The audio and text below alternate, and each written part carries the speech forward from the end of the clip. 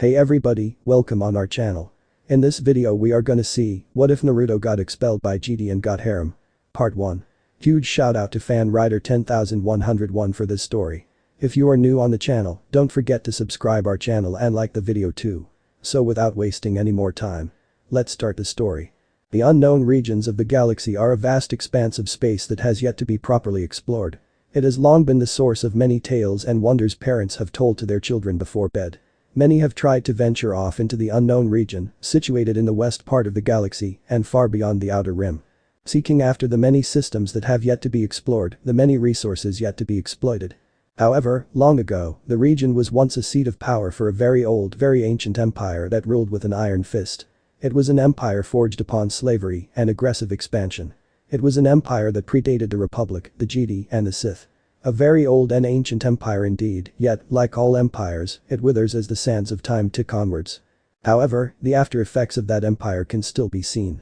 Far into the unknown regions, deep enough that one might even call it the edge of the galaxy, lies a star system. In that system is a planet with lush forests, large deserts, massive oceans, and a vast expanse of mountain ranges. It seemed like your average planet where life had found a way to thrive. Except in a unique way. He's done it again. A man shouted to his comrade as he gazed up at a large rocky formation with a frown, lip curled into a nasty snarl. Why is the Hokage always letting him get away with vandalizing the monument? Questioned a female as she shook her head and bore her teeth in a sneer. The Hokage monument, an iconic monument to display the visage of the four greatest men the village had ever known, carved into the side of a large mountain that overlooked the village below. The people greatly respected the Hokage, after all, they had all led the village through troubling times. "You'll never catch me at that speed," shouted out a young boy, clad in a horrible orange jumpsuit. It wasn't the jumpsuit that was repulsing, it was the color, really, a very vibrant sunset orange that made the eyes scream in pain. The boy ran, leapt, and skidded through the village at great speeds, while being chased by uniformed adults, all trying fruitlessly to catch the orange eyesore. "Get back here," one of the adults yelled. He was wearing a few bandages on his left arm and some holsters on his right, along with a vest. Tied around his head was a forehead protector with a metal plating on the front consisting of a leaf engraved into it. "How's he this fast?" Another one shouted as they all stumbled and keeled over to catch their breaths. They were being outrun by a freaking kid. He wasn't even a real genin yet. "Must be the work of that demon," one of the men replied with venom in his voice. It was clear that the man was no fan of that kid. However, he was silenced by the next man. "Are you crazy? What if someone heard you?" The third's law is still in effect, his comrade in arms reprimanded him in a hushed voice. The man just shrugged. "The village hasn't done too good of job at hiding it now, have they?" The man dismissed his colleague before returning to chase after the little orange speed demon. The other man sighed as he jumped on top of a buildings and began his search. They failed to notice a section of the wall behind them peel off, revealing the blonde-haired kid they were rushing after. The boy only looked at the retreating figures of the two men chasing him, trying to figure out what they meant. This wasn't the first time he was called a demon, but in all his years he still did not know why was he called such a thing. And they call themselves ninjas. The boy's expression changed from the sulk into a grin as he laughed at the so-called ninjas. Clearly, they weren't anyone special if they couldn't track down a single kid. His laughter was cut short as a shadow was cast down upon him, a large shadow. The boy started to nervously laugh as he slowly turned around. Standing behind him was a very tall man, whose most dominant feature was the scar that traveled across his one cheek, over his nose and to the other. "Hey Iruka-sensei," the boy stated as the setback stared down at him with anger, something the boy had gotten used to over the years. "Naruto, first you skip class and then you go and vandalize the monument. You're in a lot of trouble." Iruka hung on those last few words. Naruto huffed and turned his head away from his sensei. Whatever he replied, this caused the man's anger to rise as he raised a fist and brought it down upon the blonde mop of hair. "Don't whatever me, you little brat. You're going to clean the monument from your latest act of vandalism. After class, that is." The man yelled out as he restrained the boy with some rope, as if he was some sort of criminal, which in a way he was. That afternoon, Naruto groaned as he watched the Hokage monument. His sensei had other things to attend, leaving him alone to clean up his mess. At first, he had thought about simply leaving. Sure, he had painted the monument, but how could they not see it was an improvement? Boredom ultimately set in as the sun began to approach the horizon. "I guess it's time to head back to the house," Naruto thought as he left the monument unfinished. The sun had already begun to set, painting the sky with an orangish color similar to his jumpsuit. He walked slowly on his way home, but along the way he grew hungry and started to run back home. It wasn't long before he arrived home. More like back to the dump, he thought as he nearly tripped over an empty bowl entering his small apartment. It was run down, smelled like garbage, and was an overall mess. Yep, this was a dump alright, but it was his dump. This was the home the third had given him after he could take care of himself. Entering the small kitchen, which was really an extension of the living room, he opened a cabinet and pulled out some instant ramen. He readied some water to boil and waited. Closing his eyes, he took in a deep breath. That feeling, it's back again, he thought as he pondered the strange energy around him. It wasn't chakra, it didn't feel like the chakra he'd used in his exercises. It was different. He could feel many different life forms around him, the owls soaring in the sky, the crickets chirping in the grass, the bats awakening in the trees, but the strangest thing was that all these life forms felt connected. My senses lately have always felt so clear. It's as if I can see everything, feel everything. He continued to feel the world around him. However, his experimentation was cut short as his mind was bombarded by some strange images. Images of war, of soldiers clad in white armor, of these strange warriors wielding some strange weapons that glowed. A rasping breath echoed its way into his mind. Then, he saw the most disturbing of all images, genocide. Thousands were slaughtered, men, women, and children. He turned to see a large menacing figure clad in black armor that reached out to grab him. His eyes shot open as sweat poured down his forehead, his breathing labored, the horrifying echo slowly faded from his mind. What was that? He questioned himself as he stood up, a bit disoriented from the experience. It was the strangest event with these powers of his. He had discovered them on accident a while back and had no luck figuring out what it was. It was clear to him that no one else seemed to possess this strange power. As if they would help even if they did. He was broken out of his thoughts as he heard the signature whistling of steam from his kitchen. Crap. The water. Naruto yelled as he quickly ran to grab the kettle, however, in his rush he accidentally grabbed the more metallic part of the kettle. As soon as he grabbed it, his hand recoiled back from the heat. However, as he drew his hand back, an invisible force seemed to pull the kettle off the stove, the water spilling over. What's going on here?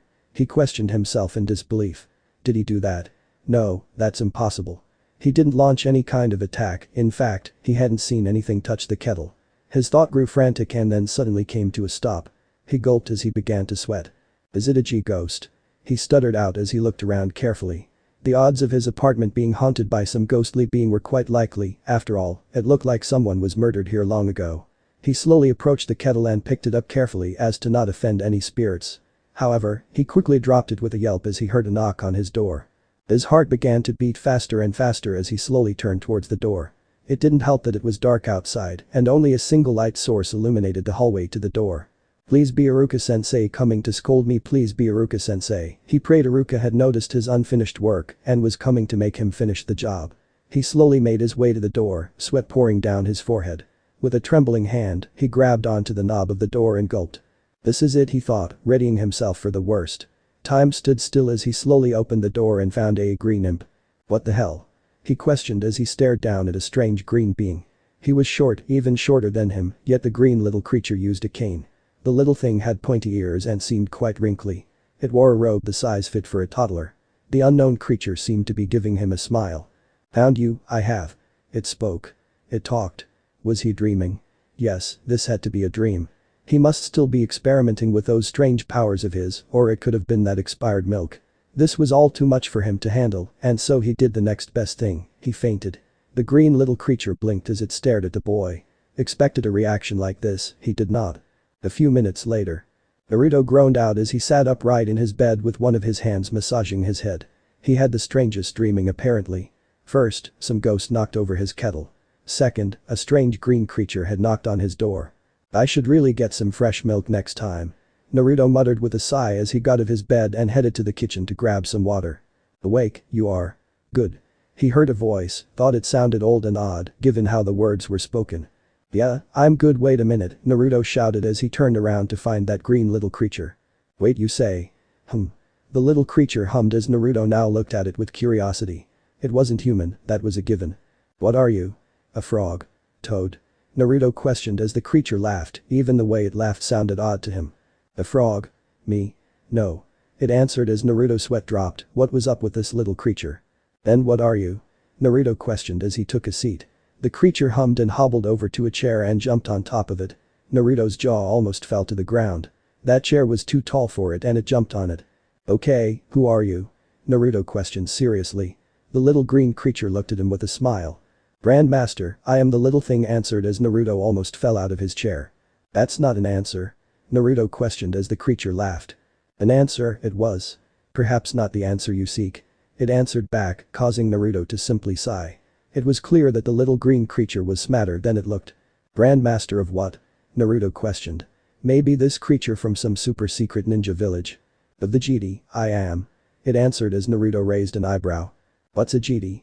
Naruto questioned, was it a type of ninja he'd never heard of? Maybe an organization like the Anbu. Protectors, they are. Protect the galaxy, we do. The creature answered as Naruto was now lost. What the hell is a galaxy? Okay, I didn't get any of that. Who are you again? Naruto questioned, wanting to know the name of this odd creature was talking to. Yoda, am I? The creature answered as Naruto nodded. It was clearly that whatever he was a male, given his vocals and his name. What an odd name. Naruto stated as Yoda laughed before he pointed his cane at Naruto. And what is your name, young one? Yoda questioned as Naruto grinned and pointed at himself with a thumb. Me? I am Naruto Uzumaki, and I am going to be Hokage someday. Naruto introduced himself as Yoda hummed and nodded. A strong name, it is. Maelstrom, it means. Not wrong, am I? Said Yoda as Naruto's grin got wider. Finally. Someone who didn't call him fish cake. Yeah, and you better remember it. Naruto stated as Yoda laughed. Clearly, this boy was more than he seemed. The force was unusually strong with this one. It had to be, after all, he wouldn't have left the GD temple and journeyed into the uncharted edges of the galaxy to find one boy. Guided me, has the force, yet clouded the future as Yoda thought, not knowing what the future held for this boy, but it was something grand. However, there was something else about this child. Looking around the room, he noticed that there wasn't much, only the essentials one needed to survive. Food, water, clothes, and a bed. That was it. No pictures, no luxuries items, nothing. If Yoda were a Padawan, he might have thought that Naruto was living like a GD. Hey old man. Naruto shouted out as Yoda raised an eyebrow. Old, I am? He questioned him, acting a bit surprised at being referred to as old. You kind of are. I mean, look at you. You got wrinkles, you use a cane to walk around, and you hobble while you walk. I bet you're as old as the third. Naruto proclaimed as Yoda chuckled at that. He was far older than Naruto had assumed. Old, am I, but also wise. Yoda stated, establishing that fact that his old age had made him wise throughout the ages. Naruto snorted. Whatever old man.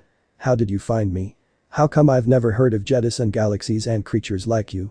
Naruto questioned, not knowing what a Yoda was, other than this Grandmaster. Guided by the Force, I was.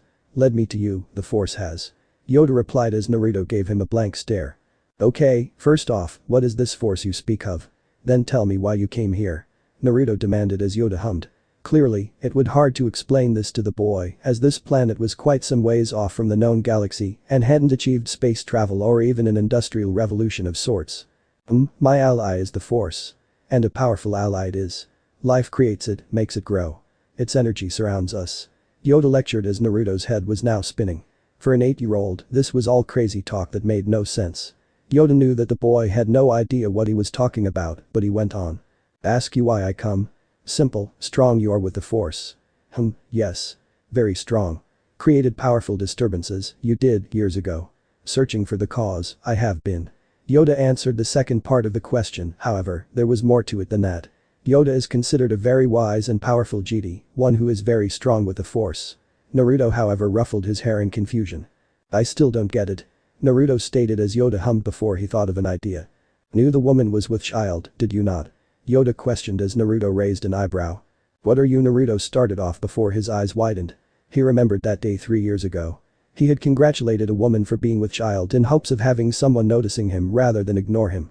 The woman in return got angry, claiming that just because she was on the heavy side didn't mean she was pregnant. This earned him a lot of angry glares from the people around. Thinking that it was an honest mistake, he had apologized. However, 9 months later, the very same woman was holding a newborn. Yeah, I guess I did know, but how did why? Naruto muttered out. No you did, but how? Yoda continued as Naruto was left speechless. How did he know that the woman was pregnant all those years ago? All I remember was this feeling and a voice in my head. Naruto started to explain as Yoda nodded. Guided by the Force, you were. Of the life within her, the Force told you. Yoda explained as Naruto was now deep in his thoughts. Was it really this Force? These abilities of mine, are they really this Force he speaks of? Naruto questioned himself as he thought over it. Now that he did think about it, there were many times he would gain a sense of clarity and understanding of his environment, but that mostly happened during fights. Then his thoughts came back to those visions he had. Wait, then those images, those visions I had today, Naruto questioned as Yoda raised an eyebrow. Paris, the Force was telling the boy something. Images? Visions? Possible futures, the Force tells you of. Yoda stated, well, the Force did send various visions of the future, they were all the possible future, nothing solid. But it felt so real. All the death, destruction, and chaos. Naruto said as Yoda's facial features turned serious. What images did you see? Yoda questioned, clearly the Force was trying to tell the boy something important. I saw these strange warriors clad in white armor. Genocide of thousands of men, women, and children, most armed with these strange glowing swords. I could feel their deaths, the pain, the suffering, and that terrible sound, Naruto answered as a tear rolled down his cheeks unknowingly. Yoda hummed once more. This was truly a disturbing possible future the boy had received. No, not of these warriors, do I? But, no, I do, of these swords. Yoda responded as he pulled out a strange device and activated it. A green energy shot out and leveled out. Naruto was awed at the strange piece of technology. Those are the swords. Those are the ones I saw in my vision. Naruto said, surprised by the sword. The lightsaber, it is. The weapon of Vegeta. Yoda stated as Naruto dumbly nodded, not knowing what lightsabers were really. He slumped back into the chair and sighed.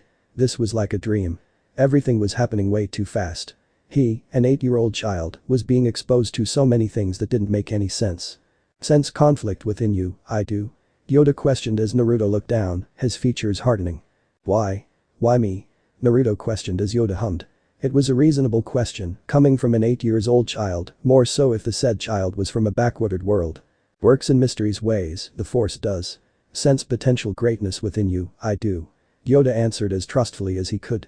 He himself didn't know why the Force chose a child that knew nothing of the known galaxy, but he trusted the Force. It was his guide that led him here. I don't know much about this Force thing, but I am starting to like it. There's no way I'm not becoming Hokage now. Naruto boasted with a grin as Yoda chuckled. There was something about this boy that gave off this warm feeling. Become this Hokage, you very well could. However, not possible it is if you choose to join the order. Yoda busted Naruto's bubble as he looked at him as if he had grown a second head. What do you mean it's not possible? And why would I join this order? Naruto questioned as Yoda sighed. This was part of why the Jedi took children away when they were just infants, with the parents' permission that is. Learn to use the Force, you must. A dark path you could follow, if unchecked is its influence. Yoda stated as Naruto looked at him confused. What do you mean a dark path? Naruto questioned, flashes of how they looked at him as if he was a demon, a monster. Two sides of the Force, there are. Light and dark. Walk the path of light, the Jedi do. The dark path, did the Sith. Great power lies in the dark side, but also great pain and suffering. Yoda explained as Naruto gulped. He wanted to be strong, to prove everyone wrong, and the best way to do that was to be Hokage. Now this green creature was telling him that would never be possible if he should learn the ways of the Force. But being the Hokage is all I have. It's the only dream I know. Naruto protested as he jumped out of his chair. Then new dreams, you must follow. Vast, the galaxy is. Much is there to do. Yoda stated as Naruto sighed and looked towards the window. He could see the Hokage monument from here. How he dreamed of seeing his face being part of that monument. He then turned towards Yoda and steeled himself. Nah. I'm fine right here. I'm going to become the Hokage one day, and then everyone will acknowledge me. I'll learn these fancy schmancy Force powers of yours on my own. Naruto said with a stern bravado. Yoda grew concerned. For someone as potentially powerful as Naruto, letting him learn the Force on his own would be dangerous. Learn the Force on your own, you must not. Grave danger, I sense would come. Fall to the dark side, you could. A threat to the galaxy, you might not be, but to your friends and home, you could be. Even if his planet's technology was light years away from hyperspace travel, it still wouldn't bode well for the people of his home planet. Friends and home? Well, I don't have any of the first one, but the Leaf Village is definitely my home. Naruto stuttered out, but Yoda saw right through his facade. Think of this place as home, do you? Remember, a master of the Force, I am. See through you, I can. Yearn for friendship, you do. A place to belong, you desire. Become this Hokage, you want, but realistic, that goal is not. Yoda said quite harshly.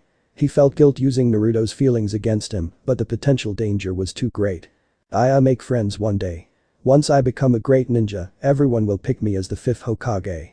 Then everyone will want to be my friend. Naruto said, his conviction growing flimsy. Elected, the Hokage is. Elected, how would you be if well liked, you're not? Yoda's words cut deep into Naruto. He hadn't thought about that. He had always thought if he just became the strongest ninja in the village eventually everyone would choose him as the next Hokage. Naruto couldn't process that information and so his first reaction was to get angry at the person responsible for this confusion. Then I don't care about becoming Hokage. Konoha village is still my home. Naruto snapped. He was about done with this little frog man. Home, this is. Feel like home, this does not. Where the force takes us, is our home. A destiny you have, young Naruto. Tether yourself to false concepts of home and squander it, you will. Yoda stubbornly refused to back down. Yoda's questions had really gotten Naruto thinking about his future. He had no friends and the few that he considered friends he saw in the academy from time to time. But the leaf was his home, right? What kind of home shuns and abuses a child? Naruto thought as he started out the window towards the Hokage monument. They wouldn't make him Hokage just because he was strong, no, a Hokage was chosen because they were respected by the people. No amount of strength could force someone to love him. Hell, most of them wouldn't even care if he vanished, they would celebrate it instead. Decide as he though over his choices. Stay and live the rest of his life in the leaf, trying to become Hokage of a village that shunned and hated him, or leave and see worlds beyond his where he wouldn't be ignored without reason. In a sense, it would be like an adventure. A vast galaxy, filled with the unknowns. It really was a tempting and a logical choice. He said that these powers will endanger people around me if I don't do something, train them, Naruto thought as his fists tightened into balls. They would hate him more if he harmed someone simply because he didn't know how to control his power. He took in a deep breath before exhaling. He had made his choice. Fine then, let's go. Naruto stated as Yoda raised an eyebrow. Say goodbye to no one, you will? Yoda questioned as Naruto looked down sadly. There is no one to say goodbye to. You can use the force, you know my instructors at the academy hate me, the villagers ignore me, the other children don't play with me. The only one who might actually care about me is Old Man Hokage, but it doesn't matter. So, let's go, the sooner we leave, the better. Naruto said as he stood up and began to gather his things. Yoda merely sighed. Sense sadness within him, I do. Yoda thought as Naruto gathered the things he needed, mostly clothes and some practice shuriken. Your weapons, you will not need them. He said as Naruto ignored him, attaching the small holster to his right thigh. He knew why the child was sad and angry, he was leaving the only home he knew, even if that home had ignored him for most of his life. Lead the way, old man. Naruto said as he grabbed his bag. He was leaving the village, and every single rude person in it, behind. He still somewhat hoped in his heart that after mastering this GD thing he could come and become Hokage one day. Yoda nodded and started to head out at a very slow pace. Naruto exited his apartment with Yoda and shuddered a bit. The night was quite chilling. As he followed Yoda, he wondered how no one was throwing questionable look at Yoda. Not to be rude, but why is no one looking at you? Naruto questioned Yoda, who chuckled. Weak, their minds are. Easily manipulated by the force, they are. Yoda answered cryptically as Naruto's sweat dropped. What did he expect from this old man? An actual answer. He didn't know how long it took them, but they walked on and on, passing the gates of the village and through the woods that surrounded the village. How much longer? Naruto questioned, a bit annoyed. Patience, it is the beginning of a GD. Yoda responded as Naruto rolled his eyes. Sure. Naruto replied as Yoda finally stopped. Naruto's jaws almost fell to the floor as he saw this odd thing before him. What is this? Naruto questioned as Yoda started to board the strange structure. A starship, this is. Yoda answered as Naruto shook his head and followed Yoda into the starship as Yoda called it. As he walked through the hallway, he found it quite large on the inside. As he followed Yoda, they entered what Naruto thought was a gathering area for the crew. On the right wall of the ship were some letters and numbers. It's 1760. Naruto questioned as dropped his stuff on one of the tables. The ship's model, that is. Yoda responded, from a different area of the ship. Naruto started to explore the ship, finding many different rooms, mostly for the rest of the crew that was missing from the ship. Then he stumbled into the room where Yoda was. The end of the room consisted of glass, and he could see the forest outside. There were many different buttons and other piece of technology around the room. What room is this? Naruto questioned. It wasn't crew quarters, that was for sure. The beep pit, this is. Pilot the ship, from here you can. Yoda answered as he was punching in some numbers. Naruto marveled at it, but stumbled as the ship shook. What's going on? Naruto questioned as the forest started to descend. He walked up to the beep pit and once again he was given a shock of his lifetime, they were flying. Holy, we're flying. Naruto yelled, while looking down at the forest below that was getting smaller and smaller. Taking a seat, I recommend. Yoda advised with an amused smile. Naruto blinked, but was suddenly thrown back as the ship started to accelerate at great speeds. You could have told me that before, old man. Naruto yelled at Yoda, who was chuckling at the blonde's expense. What the two of them didn't know was that they had changed the future of Naruto's world and that of the galaxy as a whole. Grandmaster Yoda is considered the wisest Jedi in all the order, after all, he was over 800 years old. However, over the past few years, something has been amiss about him. While one might usually have found him teaching younglings or counseling young Jedi, he recently has been going in and out of the library, traveling to different planets, searching for something. Going through many holocrons stored within the depths of the temple vaults to no avail. One could also find him mediating almost all day, sometimes avoiding sessions of the council and so on. The other Jedi Masters began to worry. What had the Grand Master found that had all his attention? With all due respect, Master Yoda, I think you should take one of us with you. Mace Windu stated as he and the rest of the Jedi Council had gathered in the temple's hangar. Why? It seemed like Master Yoda was going on a journey. Alone, I must. Call to me alone, the Force has, Yoda replied as Mace Windu sighed. Yoda was being quite stubborn about this. Saying how this was the will of the Force. But what has attracted your attention for you to be this concerned? Jedi Master Plo Koon questioned as he stroked his mask. Had the Grand Master seen visions? No, I do not, Yoda replied as he started to board his transport as the Jedi Council looked at each other. So not only was Yoda going on this journey, but he also had no clue as to what he was looking for. The Force did work in mysterious ways, it seems. If this is what you wise. May the Force be with you, Windu stated as the ramp closed and the ship slowly began to ascend before launching out of the hangar, heading straight toward space and to wherever Yoda had wanted it to go. It would be nearly 4 years later when Yoda would return. Present day. Holy crap. Look at the size of those buildings. Naruto shouted out as he marveled at the sight of Coruscant's skyline. They almost reached the heavens above. Yoda smiled at Naruto's enthusiasm. Naruto was still a child, despite the maturity he showed from time to time. The galaxy is.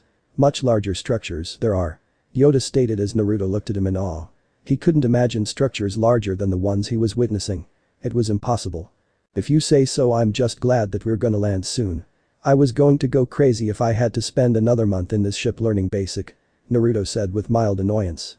Hyperspace travel was cool at first, but seeing all the blue, black and white lights was driving him insane as he studied the primary language of the galaxy. A month of studying had given him a decent understanding of the language, but he still had much to learn about the galaxy as a whole. The light freighter shot through the skylines of Coruscant and approached the Jedi temple. As it approached the hangar, it slowed down and entered the hangar and was quick to land. You know, I didn't expect you to be one hell of a pilot, old man. Naruto complimented Yoda, who chuckled in his own way as he jumped out of pilot's chair and began to head out. Naruto was quick to follow as he grabbed his bag, along with a few of the water balloons Yoda had been teaching him with. Naruto was far too excited to learn how to use the Force, and rather than punish him for his eagerness, Yoda had opted to use balloons as targets to levitate and toss around, a sort of game of catch where either could only use the Force to block the balloons.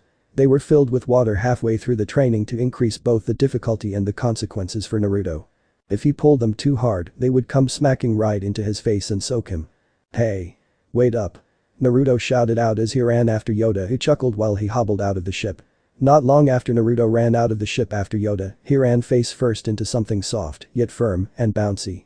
It felt like he ran into 2 plush pillows, and for a moment, he wanted to lie down and take a nap before he came to his senses and realized he had collided into someone's backside. Hey! Watch where you're going, brat. Running into me like that. The person he ran into happened to be a female in her teens. Naruto looked up and almost did a double take. She had shoulder-length silky blonde hair with a strange-looking braid and pale blue eyes, just like him. The only difference between the two were the skin tone and the fact that Naruto had whiskers on his cheeks. At first, Naruto blushed, but quickly shook his head and stood up. Me? You're the one standing in everyone's way. Naruto yelled back as he shot her a glare. The adolescent girl looked down at him, taken aback by the boy's lip. What? You're the one who was running recklessly through the hangar. She countered, only to receive a glare from Naruto. If she could call it that. He was pouting and glaring at her, and he looked so damn cute doing it too. The fact that his whiskers were adding to his cuteness was just overkill. The young woman resisted the urge to pinch his cheeks in her hands and let her scowl relax into a more passive expression. Seeing this, Naruto smirked and quickly threw a water balloon at her, and it hit her dead on. Ha! Naruto yelled as he chased after Yoda, leaving the young woman in a state of disbelief. Was she really just pranked by a kid? Quickly breaking out of her trance, she turned on her heel and began to chase him, the scowl on her face returning 100-fold. Hold it right there, you brat. she yelled as Naruto simply laughed as he sprinted down the large hallways, passing Yoda, who shook his head, but you could see a small smile on his face. Already causing trouble, is he? Yoda asked himself with a chuckle as the teen girl ran past him. Naruto ran as fast as he could, turning the corners fast, dodging the many younglings, Padawans and even some Jedi Knights. However, this girl wasn't about to give up the chase so easily, she was just as fast as he was, and there was no way she wasn't going to teach this prankster a lesson. When I get my hands on you. The female Padawan bellowed down the hall as Naruto laughed at her attempts to catch him. How are you gonna do that with your current speed, slowpoke? Naruto taunted as he looked back while turning a corner. Big mistake. Once again, he bumped into someone. This time, the force knocked him back on his rear as he looked up. It seemed that he had bumped into a male this time. The young man had short light brown hair with a long braid hanging over the front of his shoulder. His gray-blue eyes gazed down at him with a raised eyebrow. Someone stop that Kai Kenobi. The girl stopped after rounding the corner. The young man named Kenobi looked up at her and blinked and then back to the child and gave him an amused smile. Well, hello there. Kenobi said with a small smile as he offered Naruto a hand up. Right back at ya. Naruto responded as the female Jedi got a sweat drop. Really? You bump into me and I get a water balloon in my face, but you bump into him and all he gets is a greeting? She questioned between labored breaths as the adrenaline wore off. Naruto simply shrugged and turned back to her. He didn't accuse me of anything. He responded with a smirk as the female fumed at him while the young man chuckled. Jazzing down younglings again. Maybe you did need to cool off Siri. The man named Kenobi mocked her after noticing her soaked head and robes. The joke at her expense made Naruto burst into a snicker as the young woman rolled her eyes. You would be chazzing after him too if he threw a water balloon at you. She countered as Kenobi began to laugh. Oh dear, it seems that the great Siri Tachi has been outclassed by a youngling. Kenobi stated with a chuckle as Siri growled. However, before she could say anything, she heard a chuckle behind her. Turning around, she was surprised to find Master Yoda. Oh, Master Yoda. She said as she bowed slightly as the Grandmaster chuckled. Gave you quite the chase, did he? Yoda questioned as he gestured towards Naruto, who was grinning ear to ear. Kenobi meanwhile observed the conversation. Yes, Master Yoda. This brat is surprisingly fast for his age. Siri stated as Naruto gained a tick mark. Hey. I'm not a brat. I'm Naruto Uzumaki. Dadabeo. Naruto shouted, but immediately blushed. His verbal tick was something that he thought he had phased out while learning basic on the way to Coruscant, clearly, he hadn't. Siri had taken notice of his embarrassment and smirked. Dadabeo, does someone have an embarrassing verbal tick from his home planet? She teased as she got down to his level. She had finally got one over on him, and the defeated Naruto could only turn away in embarrassment. Yoda chuckled but started to walk once more. Come now, young one. Await us, the council does. Yoda stated as Naruto quickly followed, leaving Siri and Kenobi staring at the two. Naruto turned around briefly and stuck his tongue out at Siri while giving her the finger as well. A frustrated huff was all she gave in response. Well, that was amusing. Mind telling me who the youngling was? He inquired as she shook her head. I have no clue, 1 second I'm in the hangar greeting Master Yoda and the next second some brat runs into my behind. She answered as she sighed and began to head back to the hangar to prep her ship, leaving Kenobi chuckling. With Yoda and Naruto. As Yoda led Naruto to the council chambers, he thought back to the first year he had been out searching for the source of the disturbance he had felt all those years ago. He remembered how during his travel, he was bombarded by images during his deep meditations. A large creature, I saw. And then a child. Yoda thought as he made his way to the chambers. That large fox had given off an aura of power, raw power. Not only that, but it reeked of some sort of dark energy. Not exactly the dark side, but it was close enough. He didn't quite know if Naruto was the child he had seen in his visions. He banished those thoughts as the two now stood before the council chamber's door. Arrived, we have. Yoda stated as Naruto nodded. While Yoda had explained to him on the ship that he would have to train in the ways of the Force, he had also explained that the council would decide if he were to be inducted within the order. Naruto took a deep breath as the council doors swished open. As the two walked in, Naruto looked around the room to find many different species of alien races. Yoda had explained to him that the galaxy was inhabited by other beings, aliens as they were referred to as. It was a given as Yoda himself was an alien, so it wasn't a hard fact to accept. So, these people are all Jedi Masters. Naruto thought as he looked around the room while Yoda walked up to his chair and sat down in it. Master Yoda, we are pleased that see you returned unharmed. How are you feeling? A man with dark skin started off the pleasantries as everyone nodded. It had been 4 years since Yoda had left on his journey to the unknown regions. Only the Force knew where he had been as Yoda didn't communicate at all during the long journey. Well I am, Master Windu. Yoda replied as Naruto scoffed as the GD masters turned to him and looked at him with curiosity. Who was this boy that the Grandmaster had brought with him? A Force sensitive? Well, that's quite the understatement. This old man is as healthy as a horse. Naruto stated as many of the masters glared at the disrespect shown to Yoda, while some other chuckled at the boy's youthful vigor. Show respect to your elders, boy. One snake-like GD master, Oppo Rancisis, tried to reprimand Naruto. Naruto simply shrugged his words off and turned to look back at a smiling Yoda. I must say, this is an odd but welcome surprise. One Plo Koon stated as he chuckled at the boy's attitude, it reminded him much about some of the other younglings. Indeed, though I sense that Master Yoda has something to say regarding the boy. Kit Fisto spoke up as everyone turned to face Yoda, who simply sat there with an amused smile and eyes closed. Much have I to say. Strong in the Force is the boy. Learn in the ways of the Force and become a Jedi, he must. Yoda proclaimed, much to the shock of most of the council. This was a break from tradition. I do not mean to question your judgment, Master Yoda, but the boy is far too old to dot. Too old? I'm barely 8. How could I be too old? Naruto brazenly interrupted Windu, an act that got him a fierce glare from the Kurenai GD master. I sense something dark in him. Mace Windu stated. Windu had once dabbled with the dark side and he could feel something dark within the boy. Naruto narrowed his eyes at the dark-skinned GD master. Those eyes, those were the exact same eyes the villagers threw at him. Darkness, I sense in him too, but it is not his. Yoda stated, shocking the council. Was Yoda implying that something resided inside the boy? A sort of spirit maybe? If what you say is true, then perhaps the spirit of a Sith resides in him. Windu questioned, the Sith were experts in such fields, and as such, many Sith lords of the past had tied their spirits to objects, waiting to possess some poor fellow that stumbled upon their grave. It may be possible that a Sith was able to hide his spirit away inside another with their knowledge. No, not a Sith. A being of the Force, it is not. A spirit of nature, it seems.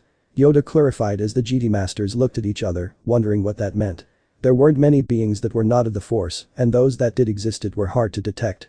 Only some who was extremely strong with the Force could sense them, and even then, only a few things they could learn about such beings. That explains why I can only feel the darkness, not see its origin. GD Master Coyote Mundi stated as the rest seemed to nod at that, though they didn't voice their opinion. At this point Naruto felt like he was being sidelined. Hey. I'm still here. And I came here to be a Jedi. And I will become a Jedi whether you old fossils allow me or not. No, I'm not just gonna become a Jedi Knight, I'll be the best of the best. I'll become a Grandmaster just like Yoda. Dadabeo. He proclaimed as most of the council looked at him in shock, some like Yoda, Plo Koon and Kit Fisto smiled at the boy's stalwart determination. Become a Jedi, you shall. For I trust in the will of the Force. Yoda stated with a tone that left no room for discussion. Some in the council wanted to protest this blunt break away from tradition, while a few were eager to see what this boy would be able to achieve. Then might I volunteer to be the boy's instructor? Plo Koon offered as Yoda hummed, considering the option. A few GD masters, like Kit Fisto, interjected. A master of order and justice, Plo Koon was. He would be rigid with Naruto and mold him into a Jedi of honor that would uphold the code, even if the initial years of breaking his habits would be most difficult and exceptionally frustrating. But this wasn't anything any GD master couldn't handle, much less a member of the High Council like Plo Koon. I think it would be wise if I be the boy's instructor, after all, our personalities are quite alike. I'm sure we would have great fun together, Kit Fisto stated. Yoda saw Naruto's eyes lit up at the prospect of having fun while training. Kit Fisto was known to be a rather relaxed GD master, not afraid to show his emotions. He would be a master that would nurture Naruto's eager nature, but also rein in the more unfavorable recklessness of it. I too volunteer to be the boy's instructor. I sense great power within him, power that needs to be refined and perfected. Shakti offered to some surprise. She had remained quiet until now. As a Togruta from Shiley, Shakti was a master of stealth, but also a master of words. Naruto had told Yoda he'd been training as a ninja on his homeworld and he would definitely excel in that aspect under Shakti. Not to mention she might teach him to talk his way out of the fight instead of rushing in headfirst. With all due respect, Master Yoda, if this dark energy within him tries to control the boy, then maybe it is best if I become his instructor. Out of us all, I have the strongest connection to the dark side. Even if it is not of the Force, it is definitely a dark entity. Mace Windu stated, once again shocking many. He was against the boy's induction to the order and now he wanted to be his instructor. Yoda hummed, taking into consideration everything he knew about Naruto, his personality, his lifestyle and that of the masters that had volunteered. Mace would have been the safest choice for Naruto's master, but was the safest master necessarily the best one? Be his instructor, Master Plo Koon will be. Teach him to be calm and collected, he will. Control the darkness within, Naruto will. Trust in the force, we must. Yoda answered as Plo Koon nodded and stood up and approached Naruto. Well then, I shall be your instructor and hopeful master. Come with me, young one. We should find you a room. Plo Koon spoke as Naruto slowly nodded. Even though he couldn't see the eyes of this man, or even most of his face, there was this voice in the back of his head telling him to trust this man. About time. The sooner we get started, the faster I can become Grand Master. Naruto stated as Plo Koon chuckled. Patience is the beginnings of agility. It would do you well to lull your anticipations. Plo Koon stated as Naruto rolled his eyes. Yoda however chuckled at that statement. It seems like Plo Koon unknowingly embarked the same lesson Yoda had when they first met. With that said, Plo Koon led Naruto out of the chambers and to the quarters where the younglings lived. Plo Koon said as they walked that today Naruto would have for himself, exploring the temple, but tomorrow the training would begin. With that said, Naruto began to explore the temple, passing by many younglings, Padawans, knights and masters. As he passed some of the class, something caught his attention. In one of the classrooms, a blue-skinned female was practicing lightsaber form. Not that Naruto knew what it was called, but she was practicing Jerkai, using her two lightsabers, one blue and the other green, to deflect multiple blasts from training remotes. Her movements were graceful, with not a movement wasted. His attention was shifted to the female youngling. She was perhaps a couple of years older than him, but what interested him more was species she was. Those strange-looking appendages on her head had Naruto scanning through his memories. He was sure he had seen someone like her in the books he read. What was she called again? Ah, a Twi'lek. She's pretty, Naruto thought with a blush before he froze as he saw her looking at him. With him being distracted by her beauty and grace, she was easily able to walk up to him with a frown on her face. What are you looking at? She questioned as Naruto blinked before he gave out a nervous laugh. Nothing. I was just thinking how pretty you looked. His nervousness and lack of vocabulary resulted in him overpraising her, and he berated himself for his stupidity as the female Twi'lek's blush settled in, a look of confusion and embarrassment on her slender face. That was not one of the responses she had expected. I mean. How pretty it was the way you moved your lightsabers around. It was really cool, like whoosh, whoosh. Yeah, that's all I meant. His words trailed off as his mind congratulated him for his amazing save. Whatever. You should be in your classes, not roaming about. She stated as she turned on her heels and walked off, hiding her blush. Naruto however, could only blink and wondered what was that all about. Naruto began to walk back to his room before colliding face first into a firm, flat surface after rounding a corner. He concluded it was the very toned abdominal muscles of another GD. Watch where you're again, you really need to watch where you're going, brat. Naruto heard a familiar voice. Looking up to meet them, he looked up to find the teen GD he had ran into earlier. It's you. What was your name? Sira. Sarah. Naruto fumbled through familiar sounding names as the female GD resisted the urge to fassip him. Her name wasn't that hard, damn it. My name is Siri Tachi. She corrected him as he shrugged. Close enough. He responded. Siri simply sighed. This boy was a riot, she was sure of that. She looked at him, this time with a serious face. She had heard that there was a new youngling that was inducted into the order. It seems that news traveled fast. So, you're the new youngling.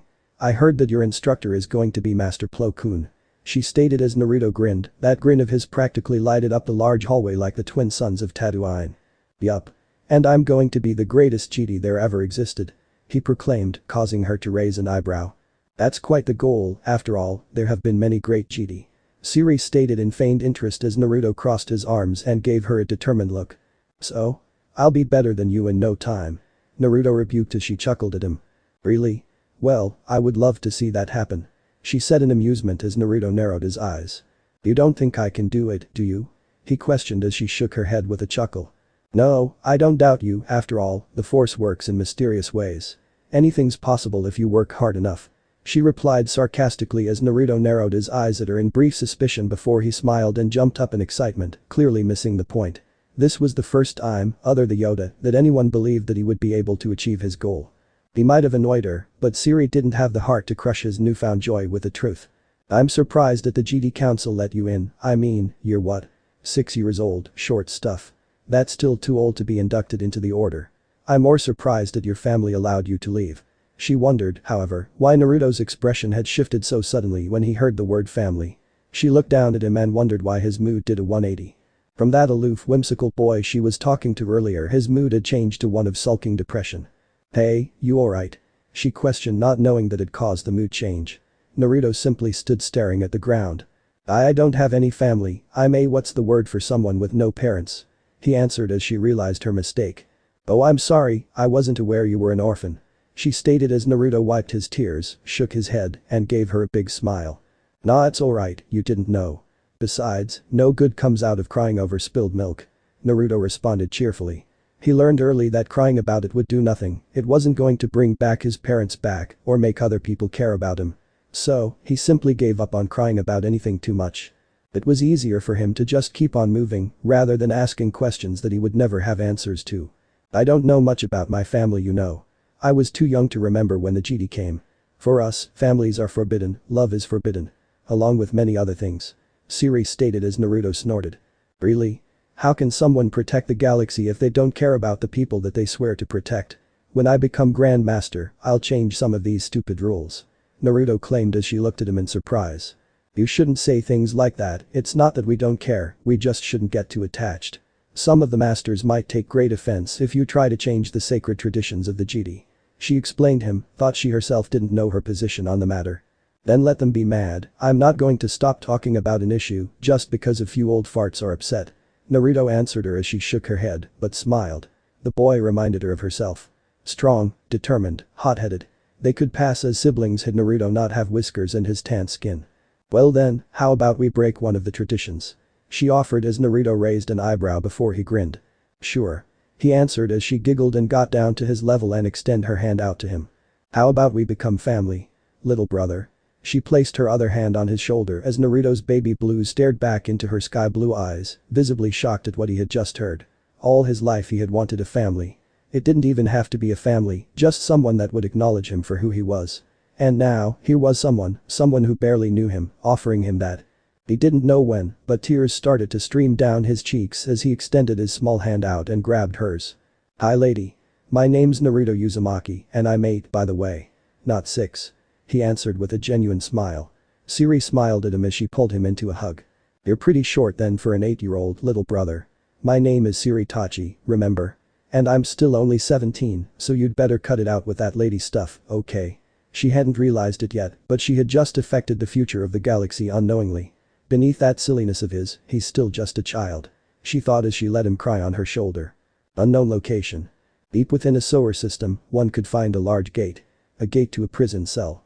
The two large fixtures were held together with a paper of some kind. Behind the gate, one could find a shadowy figure. It was large, very large. The few features one could make out of it were the eyes and the ears. What is this? Why can't I feel any chakra around me? The figure or rather the creature questioned itself. The inability to sense the chakra outside was confusing it to no end. It tried to push a strange red energy through the gate, the energy was shot right back at him. The creature growled at his failed attempt. Damn you, fourth. I hope you rot in the Shinigami's stomach for all of eternity. The creature roared at no one other than a dead man. It growled in frustration at being a prisoner for the third time, and this time in a child no less. No matter, I will break free from this prison soon enough. The creature claimed as if it was its destiny to break free from this prison of his. Its red slitted eyes closed as the creature began to rest. It would need its energy later. But Yoda. Yoda opened his eyes as he frowned. There it was again, that disturbance in the force, but this time it was closer, a lot closer. This confirmed his suspicions. It seems like Naruto was the cause of the disturbance he had felt now and he did 4 years before. Whatever it was, he could feel a dark energy of sorts before it quickly faded it away. It faintly reminded of the energy he had felt in his vision 4 years ago. Hawks, it was. Trapped it is, inside Naruto. More mediation, I need. Yoda thought as he closed his eyes and began to meditate once more. Allowing the force to guide him. His mind and senses were enhanced, but surroundings changed to that of a forest. Ahead of him was a large beast, its 9 tails lashing out at everything, however, at that moment its tails and body were held down by golden chains. He turned to look towards the origin of the chains, but saw nothing, as if there was a cloud in front of him. Before he could investigate any further, a tall figure, clad in some sort of black armor appeared before him. Now you die, Jedi. He heard a sinister echoing voice as the armored figure raised a red saber and brought it down at him. At that moment, Yoda opened his eyes. He turned towards the window and noticed that the sun had already set. He frowned as thought about the vision he had just seen, part of it was the past, the other a possible future. Clouded, the future is. Work of the dark side, this must be. Yoda thought. What was the force trying to tell him? First it threw some visions of the past, a past that was mostly Naruto's, that he was sure of. But it was the possible visions of the future that confused him. The armored figure, the red lightsaber, and just the overall feeling of the dark side made him realize something: the Sith might not be as extinct as the Jedis had thought. Difficult to see. Always in motion is the future. Clouded by the dark side, it is. Yoda thought as he decided to turn in for the day. He would meditate more on this later. Patience, Naruto. You must let the Force flow through you. Only then can you achieve it. Plo Koon stated as an 11-year-old Naruto sat cross-legged, his eyes shut as sweat slowly trickled down his forehead as he felt the majesty of the Force to fill up his being, taking all of it in that he could and manipulating it to affect his surroundings. Plo Koon however watched from the sidelines as his student was in deep meditation. Hard to believe it has only been a little over 3 years. His progress is incredible. Plo Koon thought while stroking his mask. Naruto was a very special child. He greatly preferred hands-on learning to book studies. It was simply easier to demonstrate the lesson, and the boy was usually able to soak it up like a sponge. With that in mind, Plo Koon had devised various methods to teach Naruto that he would be able to learn, and learn he did. The first thing the Jedi were to teach Naruto was Galactic Basic. While the tad bit Yoda had taught him in a month was good, it wouldn't do him good on a larger scale. With him learning Basic, he could read the data pads presented to him, opening a wide field of studies for him to go through. He was interested in the origins of the alien Padawans, namely a certain blue Twi'lek, so he began studying cartography and history by personally visiting the various masters from across the galaxy and reading up on their home planets. During that time, he was also being instructed in the ways of the Force by Plo Koon. Starting with simple things such as sensing it, levitating objects, pushing and pulling them between platforms, meditations, and so on. Thus, rapid advances allowed him to easily control his connection to the Force. To Yoda, it was quite the shock to see Naruto master the Force so easily, despite his claim that he had struggled so much in the Ninja Academy. He was able to outrun even some of the most experienced Jedi Knights we have. Plo Koon thought. Naruto was tremendously quick and agile, to no one's surprise. After learning he was training to be a ninja, Battlemaster Sindralig quickly set Naruto on the path to master the Atera form of lightsaber combat. Along with a solid foundation in Form V, Naruto could deliver broad, high-energy attacks thanks to his maneuverability and an effective, speedy counter-offense. The only thing he lacked was power and defense, which Plo Koon thought would be ameliorated with age and a stronger body to properly perform the more physically demanding Form V techniques. The one thing that threw the Jedi for a loop was the energy Naruto called chakra. It was, from what he had explained, far more versatile compared to the Force. However, what surprised them was the fact that it was not only separate from the Force, but acted as an opposing force entirely. The Jedi were unable to sense chakra like they could the Force, which made it all the more difficult to understand. However, there was something odd that was discovered. The midi-chlorians within him grew calm and docile when exposed to chakra and were not as able to affect the Force as normally. The amount of chakra Naruto produced further affected Naruto's Force powers. If he channeled too much chakra, his Force powers were severely weakened. When he concentrated on using the Force, the opposite happened. His chakra reserves would be severely limited and his physicality would suffer. His normally nigh infinite stamina was brought down to levels that would be considered relatively normal for a Jedi Knight. However, there was a catch. If Naruto left his chakra untrained and concentrated his power solely the Force, his Force powers would be radically unstable and he had trouble lifting objects without launching them high into the sky. This attested to the power Yoda sensed within him, but as a youngling with only handful of years experience, Naruto still had little control over his Force powers. With that in mind, Naruto used a handful of exercises he knew about chakra control, such as balancing a leaf on his forehead by using only his chakra, to begin the process of bringing both his chakra and Force abilities under control. He had to get creative to ensure that his chakra control never faltered, lest he risk hampering either his ability to use or control the Force. Erg. Why can't I get it right? Naruto shouted out as he threw up his arms in frustration. He had been going at it for hours, and yes, there was still no sign of a result. Plo Koon hummed as he approached his student. Do not be deterred, young one. The ability you are trying to learn is one rarely learned by even the most knowledgeable of Jedi. You must have patience with yourself, Naruto, as well as the Force. Plo Koon's words calmed Naruto, who nodded. Plo Koon was a very strict but rather uncritical instructor. He was not concerned with his pupils' failures, only that he hadn't achieved success. He was greatly known for his Kaldor sense of justice, one that was rigid and unbending. That sense of justice naturally inspired Naruto, willing to do whatever it takes to bring the scum of the galaxy to justice. He was also affected by Plo Koon's principles, putting high value in the Jedi code. Although Naruto didn't agree with many things, he was still willing to honor the code. At least until he could change it. I know, but how will I ever be a Grand Master if I can't even learn this? Naruto questioned as Plo Koon stroked his mask. Have you not put any thought into why there is only one Grandmaster in the entire order? Master Yoda is more than 800 years old. Far older than you, thus his experience and wisdom far outweighs yours, but even he was once a student. He didn't become a Grandmaster in a few years. It took him decades. More decades than most humans can live for. The point is, the road to achieving your goals is never easy, after all, that is why they are called goals. His instructor answered as Naruto nodded again more slowly this time, understanding a tad bit of what Plo Koon was saying. Now, the council would like to speak with us soon. Plo Koon said as he stood up and started to head for the door. Naruto raised an eyebrow. What could the council want with them now? Oh no, this isn't about that prank, was it? I didn't mean to turn your robes lime green, Master Plo, I swear. He didn't waste any time and leapt to his feet following his master out of the room. The walk itself was slowly and quiet as they took their time. It wasn't long before they arrived at the doors to the chamber, and waiting there was Obi-Wan Kenobi and his master Qui-Gon Jinn.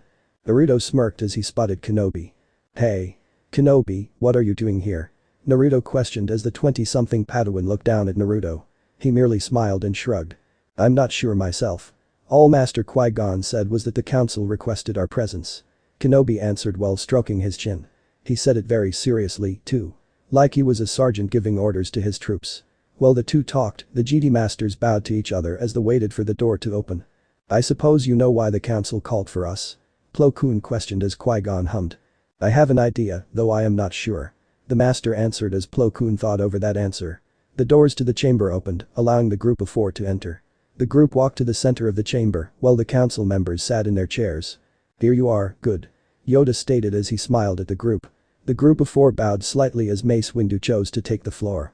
Sorry that we cannot dispense with more pleasantries, but this matter is urgent. Mandalore has been going through a civil war for quite some time now. Insurgents have invaded their ranks in a bid to take power and to re-establish the Mandalore of old, or at least a more militaristic Mandalore. This has thrown the whole system into chaos, as the leader of the new Mandalore faction, Duchess Satine Kryze, along with most of her leadership, has been forced into hiding. Windu started out as many of the members whispered amongst one another. And why is that a concern of ours? Obi-Wan spoke up, questioning the council as many masters shared glances. Some 5,000 years ago, the Mandalorian clans once grew so powerful that they once rivaled the Republic and were all too eager to prove it in combat. These Mandalorian crusaders were bloodthirsty enough that the entire galaxy was engulfed in war. Such a Mandalore can never again be allowed. Master Fisto answered as the nature of this meeting dawned on them. They would once more be a threat to the Jedi, the Republic, and peace itself within the greater galaxy. Master Adi Gallia continued. The Mandalorians are by their very nature a warlike people, and every Jedi should know of the ancient Mandalorian crusaders that sought to test their mettle against us. Should Mandalore be allowed to revitalize its military, then they would become a powerful force within the galaxy, one that would be all too eager to expand beyond its current borders. The Mandalorian Wars were a topic often considered to be better left unsaid. They were a very dark chapter in galactic history that led to the deaths of many Jedi, as well as many Republic soldiers and Mandalorian clans. Yes. My first mission. I can already taste it. Naruto thought as he was lost on the proceedings. So, what are we to do? Master Plo Koon scanned the faces of the masters on the council. He could tell some were against it, others were in favor. Naruto was jumping in his mind, his face beaming with excitement. It would be in our best interest that the new Mandalore faction comes out on top. Their ideology is centered around pacifism, very different from the traditional Mandalorian way of life. Windu finished as the Jedi Council debated about the involvement of the Order into politics. I agree with Master Windu. A militaristic Mandalore would be dangerous at best and warmongering at its worst. Either of these futures is one we should aim to prevent. Qui-Gon Jinn threw in his opinion on the matter. Yoda meanwhile observed the group of 4, though most of his attention was on Naruto. So, we're to aid the Duchess's faction like the Jedi are common mercenaries. Master Rancisis raised his voice in opposition to the plan. No, we cannot get involved directly. This is an internal matter between Mandalorians. Any aggressive action against them would be construed as war, and it could potentially endanger the lives of other Jedi out on missions. They would be unsuspecting and the consequences could be fatal. Master Windu has thought of a plan to avoid any direct confrontation. We are only protecting the Duchess, not fighting for her. Master Mundi shut down the protest of Master Rancisis. Go to Mandalore to protect the Duchess, Master Qui-Gon and Plo Koon will. A danger too great to ignore, this is. They must go. Along with their Padawans. Yoda finally spoke up as many raised an eyebrow. Master Yoda, forgive me, but Master Plo Koon does not currently have a Padawan Jedi Master, even Peel pointed out as everyone nodded. Yoda however gave him a confused look. No Padawan, you say? Sure about this, are you? Yoda answered as many leaned in to hear what he had to say, so did Naruto, wondering who Plo Koon's Padawan was, though Plo Koon himself knew who Yoda was talking about. Yoda chuckled as he pointed his cane at Naruto. Your Padawan, he is? No. Yoda questioned Master Plo Koon as everyone blinked and looked at Naruto and back to Plo Koon, whose masked expressions didn't help much. Naruto himself blinked. I understand why Kenobi would be chosen to go, but why Naruto? He is still far too young and inexperienced to be a Padawan learner. Much less go out on dangerous missions such as this one. Mace Windu questioned as Naruto rolled his eyes. Why did Windu had to be an ass to him every time something good happened to him? Naruto has advanced faster than any Jedi youngling ever has. I have long believed he is ready to be a Padawan, and if Master Yoda does so too, then I shall formally take him up as my Padawan. Plo Koon stated. It seemed that Yoda agreed. Plo Koon would take Naruto as his official Padawan. Naruto suddenly jumped with glee. Alright. My master's totally kick-ass. Naruto blurted out as he realized what he had said and blushed in embarrassment. Some of the council still frowned at this behavior, but most have learned to merely laugh at his remarks. Strong with the force, young Naruto is, but little experience outside the temple has he. Learn he will, about the galaxy. And about the force. An opportunity, we should see this as. Yoda stated. Though he really hoped that through this experience that Naruto would be humbled, then again, he was an orphan, he was far more mature than most children. Still, he hoped that some of the more aggressive tendencies within Naruto would be tamed during this experience. Master Windu nodded in reluctant agreement. If that is all, then I must make ready for the trip. Qui-Gon stated as he bowed and left, his Padawan in tow. Plo Koon and Naruto followed them as the group split, heading to their own rooms to gather what they needed. GD Temple Hangar. Hey Naruto. Naruto. Where are you going? Naruto glanced around the hangar to try and find who was calling him, before turning around and smiled as he saw a young woman and his most favorite person in the whole temple running up to meet him. Hey there sis. I'm heading to my ship right now. Naruto answered as Siri walked up to him. Over the 3 years, the two had gotten closer than what the GD code would allow. However, Naruto didn't care about some of the more annoying rules the order had. He was broken out of his thoughts as Siri ruffled his hair as Naruto pouted and tried to swat her hand away. Stop that. Naruto whined as she chuckled and retracted her hand and began to walk with him through the hangar, with Naruto pouting and giving her the silent treatment. Oh, come on. Don't give me that silent treatment. You deserved that much after you pranked me last week. She said as Naruto grinned at that. You should have seen the look on your face. You were so embarrassed when your hair matched the color of your lightsaber. Naruto stated with a laugh as she furrowed her brow and grabbed him in a headlock. Remembering all too well the violet color that took several days to fully wash out of her golden locks. Careful there little brother, you don't want your big sister's wrath coming down on you. She countered with a sweet smile as Naruto stopped and gulped as he shockingly brought up his hand and pointed it back at her. You wouldn't. It's not the GD way. Naruto stated, scared at what she would do. All she did was smirk. You underestimate my resolve. She questioned as she brought a fist to his crown and began grinding it into his head. Naruto protested loudly to make her stop. She soon released him, bringing her hand in front of her giggling mouth as Naruto smiled. Her laughter was like music to his ears. He blushed as he shook his head to clear his thoughts. Naruto finally spotted the light transport that would be taking them to the outer rim. It was your typical consular class space cruiser. Nothing fancy. So, where are you heading? She questioned as the two walked up to transport. Mandalore. He answered as Siri frowned at that. You can't go there. There's a civil war going on. She petitioned. Naruto shook his head as the two stopped at the ramp just in time to see Qui-Gon and Obi-Wan board the ship. Of course, she knew what was going on, she was Master Gallia's Padawan after all. Yeah, that's why we are going. We have to go protect this lady. He answered, making her more concerned. She wanted more than anything to go in his place. She was 20, Naruto was still just a child. Why was the council already sending him into a war zone? She kneeled and got down to his eye level. She placed both her hands on his shoulders. Naruto, make sure you stay out of trouble, okay? She requested with concern in her voice. Naruto gave her a grin with his eyes closed. What do you mean stay out of trouble? He questioned as he tilted his head slightly as Siri smiled at his antics. You're right, what am I saying? Trouble finds you. She said with a giggle as she kissed his forehead. She stood back up and smirked at the blushing Naruto. Naruto, it's time. Plo Koon stuck his head out to call his new Padawan inside. Just be careful, okay? And try not to get into any arguments with Obi-Wan. she said as Naruto held up his hand in acknowledgement and jogged up the boarding ramp into the ship. The ship's ramp closed and it slowly started to levitate before it turned around and shot out of the hangar. Siri sighed and looked at the retreating ship. "May the force be with you," she muttered as she kept her gaze at the retreating vessel before it was far out of her sight.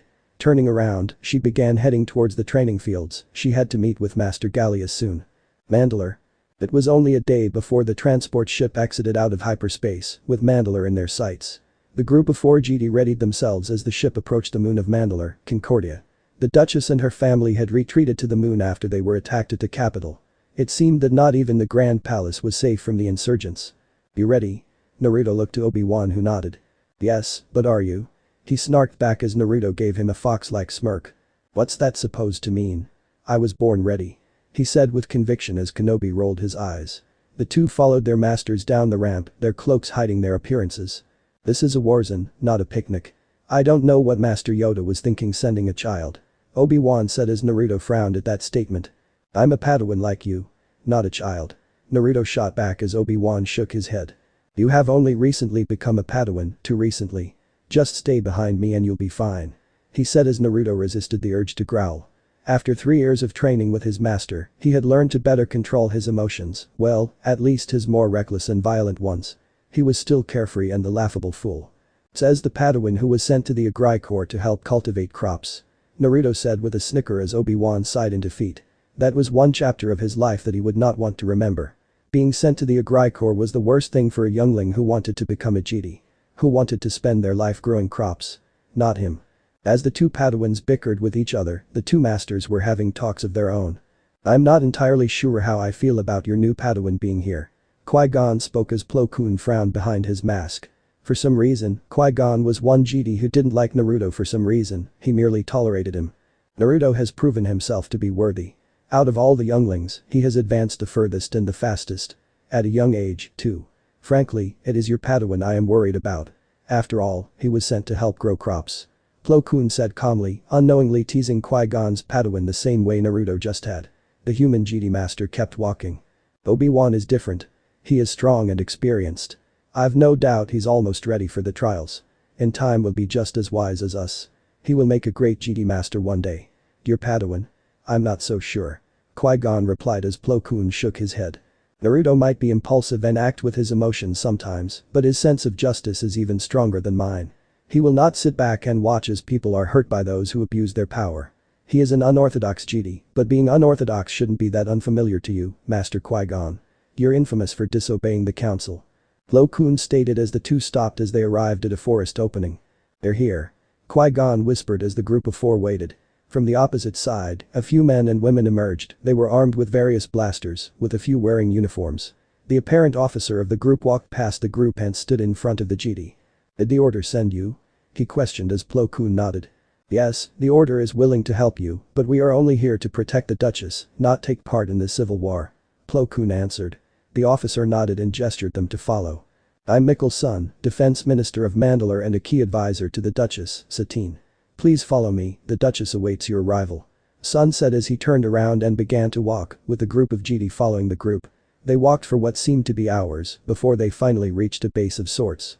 It was guarded by very extravagantly armored royal guards that had come with the Duchess and her family. "Duchess, the Jedi have arrived." Sun bowed as he moved to the side to introduce the Jedi to his leader. Qui-Gon stepped forward, pulling his hood down. "Greetings, I am Jedi Master Qui-Gon Jinn, and this is my Padawan Obi-Wan Kenobi." Qui-Gon introduced himself and his Padawan, who pulled his hood down as well. Obi-Wan blushed slightly as he looked at the beauty in front of him. She was a young woman, maybe a few years younger than him. "And I am Master Plo Koon, and this is Naruto Uzumaki, my Padawan."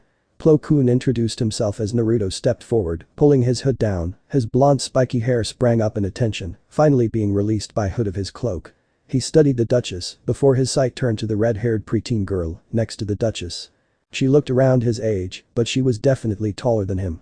Her green eyes met his blue ones before he quickly turned to look back at the Duchess. That must be the Duchess's kid sister, Naruto thought as he noticed the Duchess' gaze lowered to cast a frown at him. "The child? When did the Jedi start sending children into war?" she questioned Qui-Gon as Naruto frowned at her statement.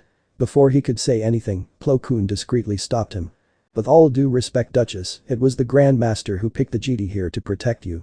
He wouldn't have picked my Padawan if he wasn't up for the task. Plo Koon shot back at her, with finality in his voice. He was tired to people questioning if Naruto was up for the task. If he could escape from GD Knights, then he was ready in Plo Koon's eyes. If the worst were to happen, he was confident Naruto could get away. The Duchess's frown deepened. She opened her mouth to say something before the base shook. "What's going on?" she questioned as she sat up, with dust falling all over the room. A few guards came running in. "Duchess, we are under attack. They must have tracked the GD to our location AHH." The guard captain shouted, bringing the attention of the GD to him, but he fell to the ground dead as a blaster bolt hit him in the back. Mandalorians clad in armor and bounty hunters wearing all different manner of uniforms stormed the base's entry hall. Is the situation here really this chaotic? Plo Koon cursed their luck. "Obi-Wan, take Naruto and get out of here. Protect the Duchess and her family. Go. Now." Qui-Gon ordered. "Her house, Chris." The guards shouted out as the GD masters ignited their lightsabers, jumping in front of the Duchess, deflecting blaster fire back at the rebel faction. Naruto and Obi-Wan meanwhile escorted the Duchess and her family out into the underground portion of the base. "This way." One of the guards yelled as Naruto and Obi-Wan followed the guards, but as they were about to around the corner, blaster fire rained down and struck two of the guards dead.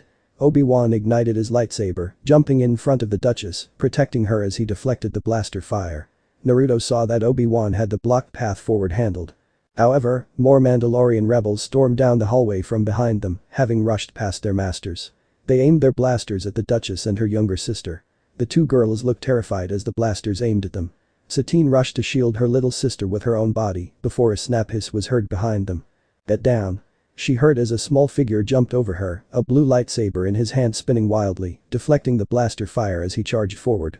The defectors started to focus their fire at Naruto, who shifted into Form V and began dodging and deflecting the incoming blaster fire.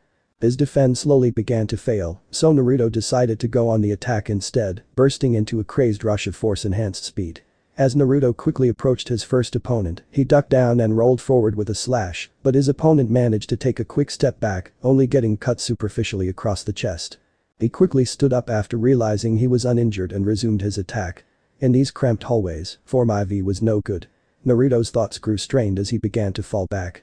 He shouted for Obi-Wan to follow as he grabbed the Duchess by the arm and yanked her, leading her and her little sister down a side hall. "Hey, are you okay?" the red-haired girl questioned with a worried look as Naruto turned to her and gave her a bright smile.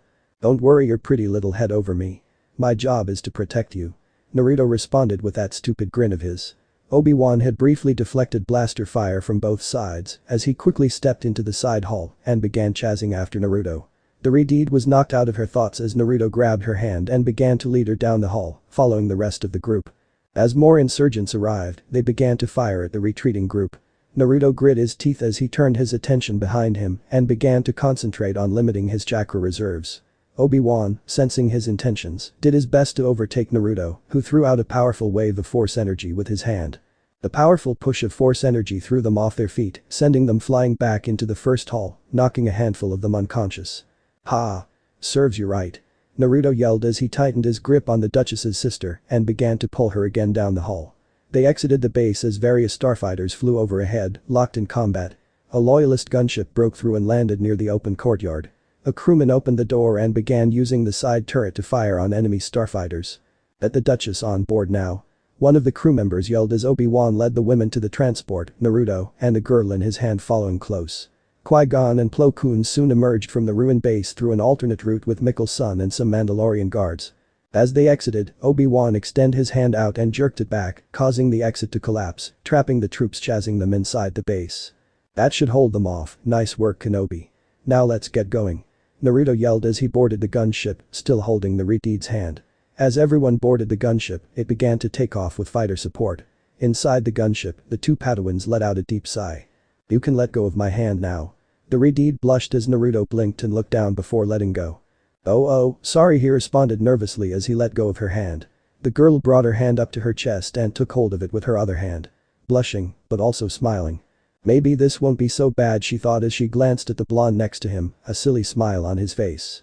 Her face heated up as she turned away. Perhaps something good could come out of this. Either way, the days to come would forever be in the memory of Bo-Kate and Chris. Naruto sighed as the gunship slowly began to descend, another hideout. It had been months, 11 long, arduous months. They have been on the run from both the insurgents and the dozens of bounty hunters they had hired to assassinate the Duchess. Just a few days ago they had to abandon more of their comrades and relocate yet another base.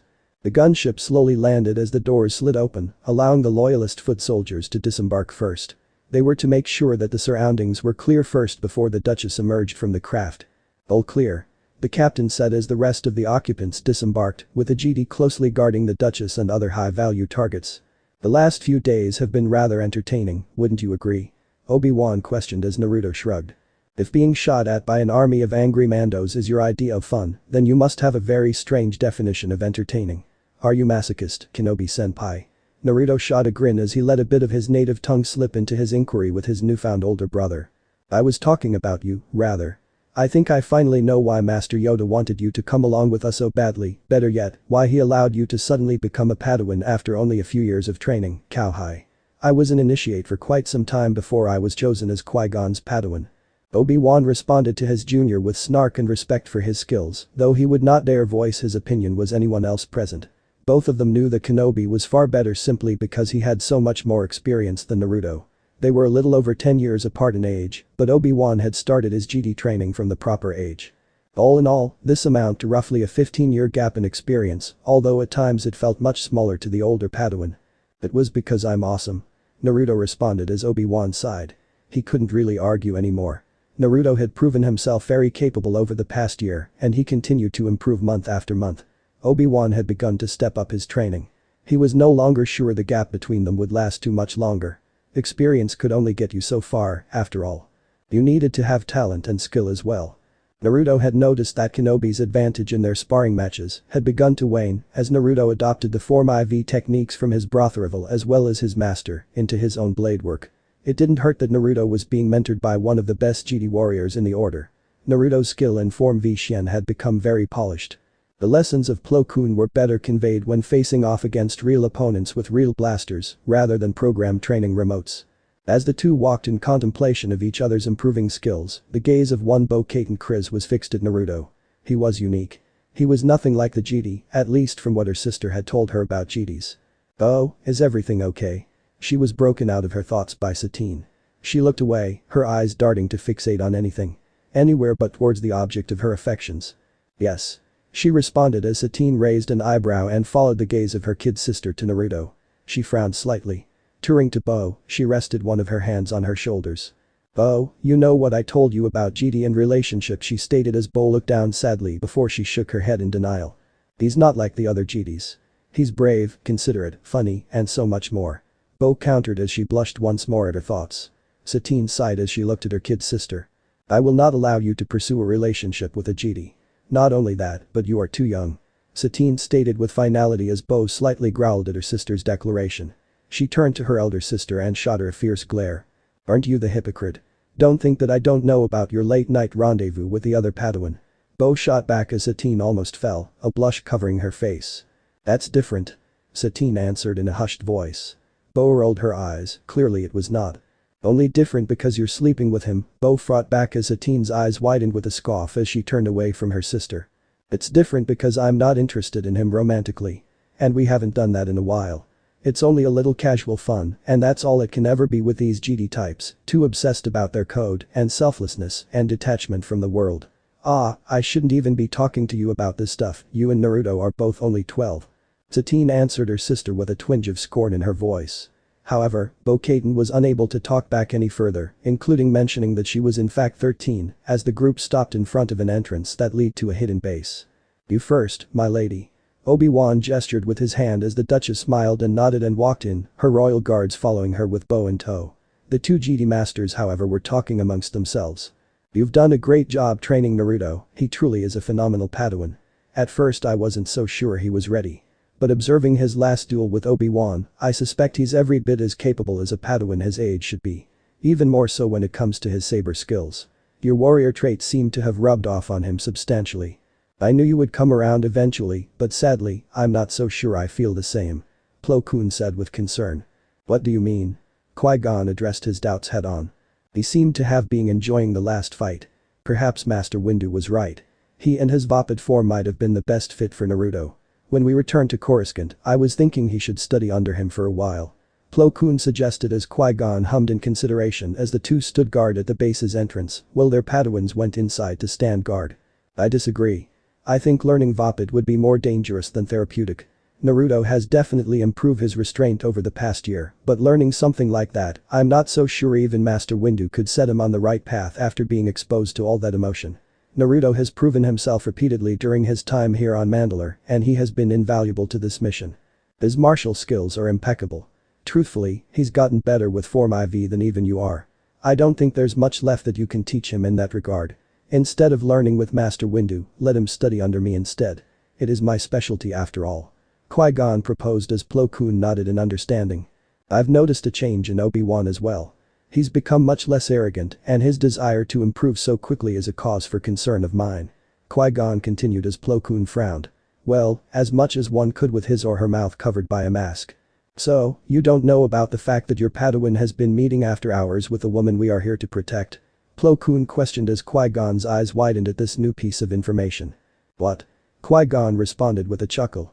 You can't be serious. Qui-Gon began to snicker. He couldn't imagine Obi-Wan, well-disciplined and stuck-up Obi-Wan, sleeping with the Duchess of Mandalore. If what Master Plo Koon was saying was true, Qui-Gon noticed his fellow master was looking him dead in the eye serious. Qui-Gon hid his face as he thought of the discussion about attachments he would have to have with his Padawan after the mission was over. He needed to make sure Obi-Wan held no lingering feelings for the Duchess. You must be a deep sleeper, then.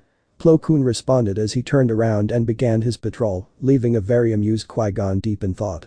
While the two Jedi masters were outside, Naruto and Obi-Wan were inside. Naruto was tinkering with his lightsaber. It was a generic blue-colored lightsaber given to all Jedi to train with. He would undoubtedly make his own lightsaber after the mission, but he still wanted to customize this one's length a bit to adjust to his new height, so he is tinkering with it like he did blasters, ships, and even droids. Isn't that dangerous? He heard a voice. Turning around he smiled as Bo came into his view. For some reason, he really enjoyed the few moments he spent with her. What? This? Nah. This isn't dangerous at all. Naruto replied, but just then a few sparks escaped the lightsaber, causing Naruto to jump and drop the weapon. Bo let out an exasperated sigh and sweat dropped at the boy's gaff. Right, she responded as Naruto chuckled nervously. The two stared at each other in silence before Bo turned her head away from him, a blush settling on her cheeks, unaware of how to express her feelings to a Jedi. Naruto meanwhile blinked his eyes in confusion. You alright? Naruto questioned as she nodded her head furiously in response. I'm fine. Naruto, why do people keep asking me that? Bo-Katan pondered as Naruto raised an eyebrow. She sighed once more. He might be a Jedi, but that didn't mean he was exactly bright. My sister told me that Jedi don't care about others, they never get attached with anyone. She elaborated as Naruto realized that she was talking about. Oh, yeah, most Jedi don't. Something to do with the dark side. Tenets, traditions, emotions, and stuff. But we definitely care about others. He answered casually. While Naruto might be powerful, he wasn't known to be book smart. All he knew that the dark side was bad and one should stay away from it. Are you one of those Jedi? She asked. Naruto gave her an inquisitive look, needing further information. I mean, are you one of the ones that don't follow to the Order's traditions? She questioned as Naruto gave her a grin. Well, the Order says that emotions lead one to the dark side. I find that emotions make one stronger. It is the bonds we make that makes us stronger. I fight to protect those that I love. My friends, family, and you. He answered as a darker shade of red settled on her face. What does that mean? She questioned as Naruto gave her a toothy smile. What does it mean? Well, you're someone precious to me. Naruto proclaimed. That did it. Bo just about fainted at that, off into her daydreams about eloping with a blonde Jedi Padawan. Some of the guards chuckled at the obliviousness of the blonde, while Satine frowned incredulous at her sister's behavior. What's on your mind?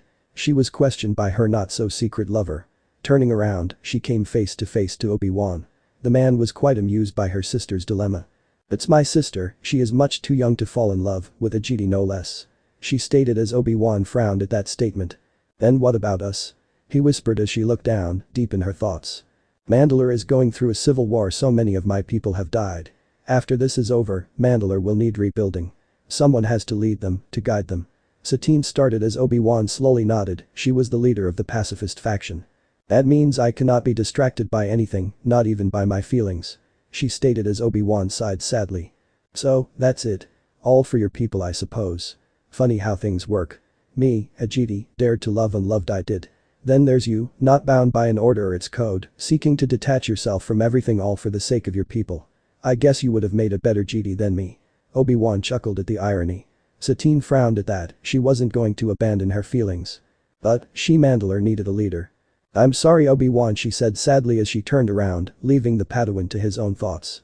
Different emotions going through his heart. Taking a deep breath, he sighed. He should have known better. He should have thrown caution when it came to love. While Obi-Wan was going through his mini-depression, Naruto was trying to arouse Bo from her daydreams. Hello. Mandalore to Bo. He waved his hand in front of her as she snapped back into reality. She came face to face with the blonde that had been in her mind for quite some time, and she immediately went daydreaming again. Naruto's face was wrought with worry and confusion. Was she sick or something? A few hours later. Night had come, covering the base in darkness. A few patrols were carrying out their duties, making sure the perimeter of the base was secure. Inside the base, however, Defense Minister Mikkel's son was concocting a plan. The insurgents are holding a parade in Sundari, the capital city. We must take this opportunity and destroy them all in one swift move. Son advised the Duchess, however she shook her head. No, there will be too many civilians there. I cannot sanction such an attack when so many innocents are present. Satine stated as Master Plo Koon hummed. There's also the possibility that this could be a trap to lure you out. Qui-Gon added as the rest of the Jedis nodded. Son however shook his head. Even if it is a trap, we can end this war here and now. With all due respects Duchess, we need to attack. We can cause a diversion by attacking a different location, and when the insurgents are distracted, we can launch the main attack. With the Jedi on our side, we can win this battle. Son reaffirmed, but the two Master Jedis frowned. We are here only to defend the Duchess, not to fight your war. Qui-Gon reminded him as Son suppressed a growl. So many of his comrades could have been saved if the Jedi had only fought in the battles. He quickly shook his head. Be that as it may be, we need to strike. This war has gone on for long enough. Please reconsider Duchess. Too many of our people have already died. If we don't make a few sacrifices here, then many more will die as this war drags on. Son tried once more, this time playing on Satine's dislike of war and violence. Satine however was conducting her own battle. She had two options. 1. To attack and end the war right here and now, but also cause some civilian casualties. 2. To not attack and let the war drag on, but that would mean more innocents would die anyways. We will fight, but I will be leading this assault. She stated as everyone's eyes widened, including the Jedi. Mikkel's son had to strongly suppress his urge to grin. With all due respect, Duchess, we cannot allow you to place yourself in danger. If you are going to enter a battlefield, then we cannot protect you. Qui-Gon stated as Obi-Wan gritted his teeth. With this, Son had won a total victory. He quickly pounced on the loophole Qui-Gon had unwittingly created. But your orders are to protect the Duchess and her family. If she were to step onto a battlefield willingly, then you would have to defend her. I didn't know protecting the Duchess meant staying off the battlefield she's fighting on. Son responded, internally smirking. The two masters now realized the trap Son had set for them. Plo Koon sighed and shook his head. If Qui-Gon hadn't spoken up before him, he probably would have said the same thing. Our orders are to protect the Duchess, Obi-Wan stated as both Qui-Gon and Plo Koon threw him a glance. They knew why he wanted what he wanted. This is not a good idea, Qui-Gon was about to elaborate before Naruto interrupted him. Alright. Let's go teach those dumb Mandos a lesson. Naruto shouted out. He was so eager to fight that he forgot the entire room was filled with Mandalorian guards who shot him insulted glares. You know, the bad ones. He recovered. Plo Koon sighed. This was one of Naruto's habit that would appear from time to time, the eagerness to fight. Calm yourself, Padawan, a Jedi does not rush into a battle. Plo Koon taught Naruto, who reluctantly calmed himself. Sorry, Master. Naruto apologized as Plo Koon nodded, accepting the apology, knowing that Naruto had learned his lesson somewhat. Then it settled. We shall attack the day of the parade. A diversion team will attack at the rear of the parade. Once the insurgents are distracted, the main force led by the Duchess will attack the front and center. Son stated as he pointed at the various locations on the map. He would set the teams up later. And we'll try to keep the civilian casualties as low as possible. He added at the end to appease Satine. It's time to end this once and for all, Satine muttered as she retreated to her chambers, wanting to be alone for a while. Everyone slowly filtered out of the room to prepare for battle. As Naruto walked out, Bo-Katan stopped him, having clearly been listening into the war room meeting. So you're going to go out and fight? She questioned. She was concerned about him, though he was quite the warrior even at his age, he was still inexperienced. Naruto shook his head as she raised an eyebrow at that. No, my job is to protect you. He replied. What do you mean? She questioned. Naruto looked at her with a serious look. Your sister is going to go off and fight. meaning Masters Plo Koon and Qui-Gon Jinn, and probably Obi-Wan too, will also be going along to protect her. I'm going to be left here to protect you. At least, that's what I think is gonna happen. Naruto explained as she blinked at his reasoning. Why's that? She questioned as Naruto hummed. Well, the coming battle is gonna be huge. There will be some of the most battle-hardened warriors in the galaxy involved. My master will probably assign me to protect you instead of fighting in the battle. It would just be safer for me and you. Naruto explained as his hand held his head. All this thinking was hurting his head. With all the doom and gloom, he wasn't exactly his chipper self these days. He was still the same boy as before, but she'd noticed when the situation was serious, he'd follow suit. Hopefully, this will all end soon, he thought. However, the ending would certainly be bittersweet for him. On one hand, he would have helped ending a civil war, but on the other he knew that he might never see Bo again. She was his first friend outside of the order. I will protect you, no matter what it takes. He thought as he tightened his hands into fists. Come hell or high water, he would cut down anyone that would dare harm one of his closest friends. Days later. As he had predicted, Naruto was left behind to ensure that no harm befell on Bo-Katan. He didn't mind it, just meant more time to spend with her. And then, I was like swish, swish, and then the bounty hunter was like pew, pew, boom. You had to see it to believe it. Naruto said as Bo giggled as Naruto made a fool of himself. Currently, Naruto was telling her of some battles he had have with bounty hunters during the past months. The base was mostly empty, save for a few guards and Naruto present to defend Bo. Naruto, tell me. What is your dream? She questioned him as Naruto sighed and looked up at the ceiling. My dream? Well, I had a dream before I was inducted into the order. Naruto answered as she looked at him, wondering what his first dream was. Seeing this, Naruto grinned. My first dream was to be Hokage. He answered as she blinked at the odd-sounding word before a thoughtful look fell on her face. Hokage. Strange, that word sounds similar to a word in ancient Manda Hokagem, if I'm not mistaken. It translates to fire shield or fire guardian. She commented as Naruto raised an eyebrow. Did you say fire guardian? The Hokage was the protector of the village, on my world it meant fire shadow. But I'm from what's all this about ancient Manda? He questioned as she nodded. Mandalore, its people, and our language are much older than people think. At many points in the galactic history, Mandalore was a sizable empire, strung together by the many clans under one leader, Mandalore, who could conquer and enslave entire worlds with a single swipe of his vibroblade. At its peak, the empire even reached into the unknown regions of the galaxy. However, after incessant war with the Republic, as well as help from several of the Jedi, the empire began to crumble after the death of Mandalore the Ultimate at the hands of a Jedi general named Revan. Bo trailed off, thinking of the glory days of Mandalore. These insurgents wouldn't have ever dared to challenge her sister if she was as strong as their last emperor. Mandalore the Ultimate, Naruto marveled at, quite possibly the coolest name he had ever heard in his life. So, was the planet named after him? He wondered if the guy was even cooler by having the entire planet, system, and sector named after him. Mandalore is a title, it literally just translates to leader. The title is given to the leader of our people. Each Mandalore is also given a title that best represents their accomplishments, sometimes posthumously. One Mandalore was known as the Conqueror. He expanded the empire more than all the previous Mandalores combined. Then there was Mandalore the Unworthy, who was an incompetent fool that couldn't lead a party planning committee. Mandalore the Indomitable, who served in the Great Sith Wars nearly 4,000 years ago. But even he was ultimately bested by Mandalore the Ultimate, the last and greatest Mandalore that there ever will be. Bo explained to Naruto, who scratched his head in confusion, but he seemed to understand it at the end. After his death, a new self-proclaimed Mandalore showed up and began a grand crusade to bring back the glory of old Mandalore. The war of expansion would last about a year or two before someone came along thinking they would be a better leader, and so the clans fell to infighting, and after about a decade the winner would come forth as the new Mandalore. Before someone came along thinking, you get the picture. In the end, the Mandalorian Empire came to its final collapse about 3,500 years ago. The many clans that once held it together scattered throughout the galaxy. After it, the Republic delivered the final blow to the declining empire. She explained as Naruto was intrigued by the history lesson. Could it be possible that his homeworld was once under the rule of this Mandalorian Empire? I see, he said as he filed this off for later. He might do some research after he gets back to the temple. If the Mandalorian Empire reached into the unknown regions, was it possible that everyone from his home planet had descended from Mandalorian crusaders? Hey, do you know about something called chakra? Chakra? That's an ancient Mandan word exactly like that. Chakra means inner strength. Why, does it mean anything? She asked. Nah. It's nothing. He waved off. They definitely knew at least something about chakra, but it didn't seem like they could use it. Otherwise, the war they had fought over the past year would have been a lot more chaotic. "So, what's your new dream?" she questioned as Naruto gave her that stupid grin of his. "I'm gonna be a Grand Master of the GT Order one day," Naruto answered, slightly thankful that his verbal tick didn't rear its ugly head.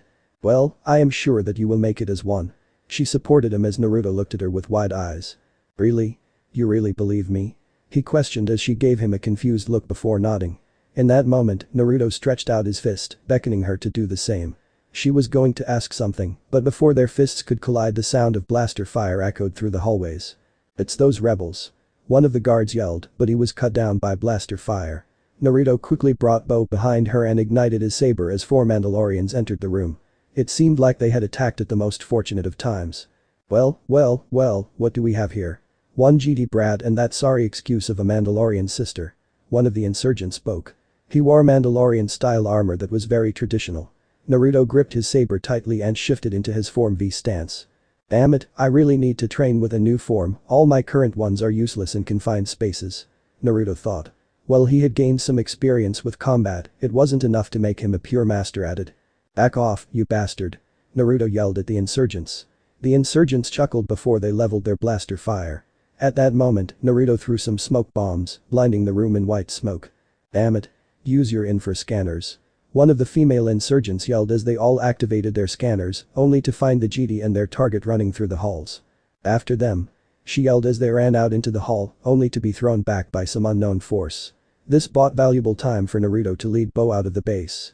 Stopping just outside the entrance, Naruto turned to her. "Bo, I want you to hide behind that rubble over there."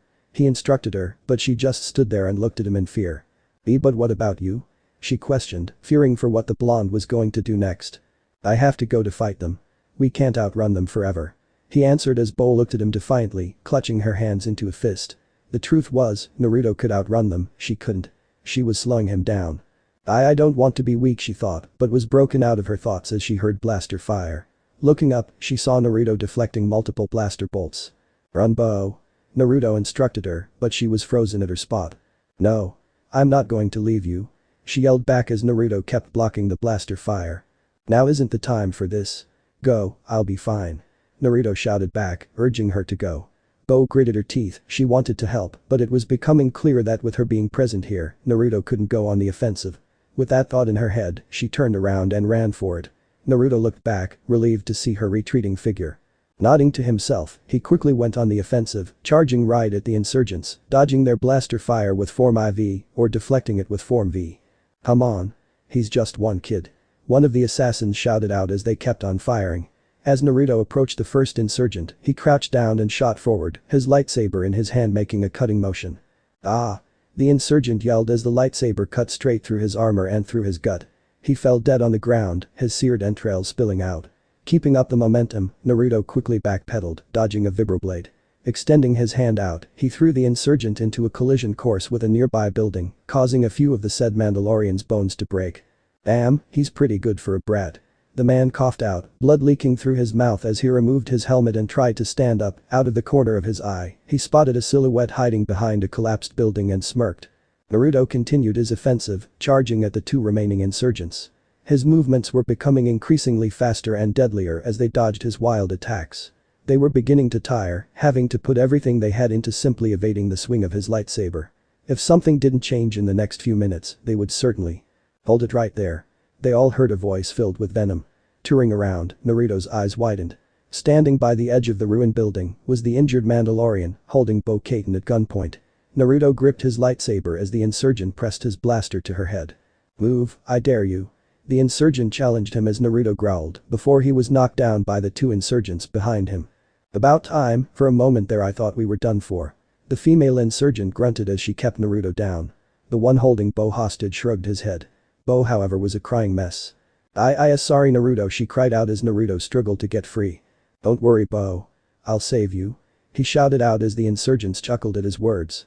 "Save her? Boy, you can't even save yourself." The one hold Bo hostage chuckled out as he tightened his grip on Bo, causing her to cry out in pain as she felt her wrist being crushed. Naruto growled, but this time it sounded more animalistic. "You let go of her, you bastard." Naruto shouted as the man chuckled before knocked Bo out with the butt of his blaster, her unconscious body slumping to the ground. "Or what?" he questioned as he stared at Naruto. The Mandalorian female on top of Naruto stabbed her vibro knife into his back. That ought to teach why. What the hell? Naruto didn't even react to the pain. Everything had just changed for him. His bangs covered his eyes as he fell quiet. The female insurgent yelled as jumped off Naruto's back. She obviously hadn't killed him, but she felt strange heat emanating from the boy. The three Mandalorians looked at Naruto with caution. You heard her. They heard the Jedi in training spit out his words with disgust. He looked up at the insurgent that held bow. His blue eyes had run red. The man's face contorted into an inquisitive grimace as he took a step back and readied his blaster. Those eyes, they were filled with so much anger he could feel it. You heard her. Naruto growled out again. He slowly stood up to face the perpetrator. He could tell Naruto was angry not at the man's actions, but rather by who he acted against. You heard her? Naruto roared, his voice altered as if it was mixing with another's. A red shroud of energy began to bubble its way across his skin. Jedi Temple, Coruscant. Yoda was broken out of his mediation as he felt a massive wave of dark energy. It was that same energy he had felt before 8 years before. The energy was full of malice, not entirely unlike the dark side of the Force. His eyes widened in realization as he recognized the source. Unknown, Coruscant. Master, do you sense that? A hooded man questioned as his master nodded. This one was obviously a middle-aged human. Indeed, I do. Such hatred, such power. It rivals the hatred of the Sith, of ours. The master answered with intrigue and fear. He was far too tall and lean to be human. Should we investigate it? This could be a threat to our plans. The apprentice questioned as the master shook his head. No, feel it again. The power was fleeting. It's only a fraction of what it was at first. Its power is no threat to you or me. The master shut down his apprentice's proposal. That was only true to an extent. Were he still sensing the power he felt initially, it would have taken both he and Sidious together to defeat it. There are far more pressing matters to attend to. Though in the back of his mind, he wanted nothing more to discover this power and make it his. As you wish, Master Plagueis. Unfortunately for him, his apprentice felt the same way. Sidious realized it was time. He had to make preparations for this power and all the power and knowledge of his master to become his. It was time to pay a visit to his secret apprentice. Sundari, Mandalore. Lo Kun deflected some blaster fire as he quickly cut down a few assaulting insurgents, however, his face suddenly adopted a worried look. He had just sensed a powerful blast of some sort of dark energy, and it was very close. May the Force be with you, Naruto. He hoped that his Padawan would be fine, knowing that whatever it was originating from his location. He quickly dodged the vibroblade of a Mandalorian warrior before striking him down. But Naruto woke up to find a strange sight. 1 second the man had harmed Bo, and the next he had woken up in a sewer system. What the hell? He questioned as he stared at the large prison-like gate in front of him. He took a step back as he heard sinister grumble. So, the warden comes to his inmate. He heard as he started into the darkness before he stumbled back as a large red slitted eye opened. Just what had he gotten himself into? End chapter. So this part ends here. If you want to see next part of this series, like the video now and share the story with your friends. Bye bye.